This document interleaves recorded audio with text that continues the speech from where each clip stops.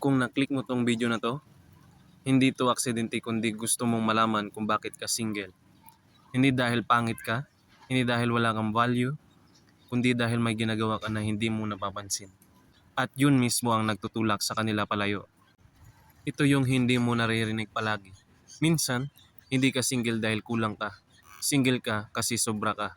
Sobra ka magbigay, sobra ka mag-effort, sobra ka magmahal, kahit hindi pa sigurado.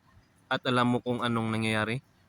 Yung taong kausap mo, hindi na kailangan mag-effort kasi binibigay mo na lahat ng libre.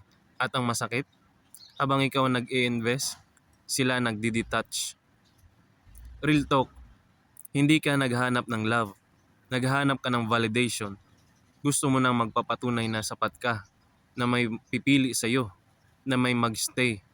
Kaya kahit red flag, kahit inconsistent, kahit ramdam mong mali, inipilit mo pa rin. Kasi mas takot ka maging mag-isa kaysa mapunta sa maling tao. Kaya ito yung tanong, handa ka mang umalis sa version mo na lagi naghabol?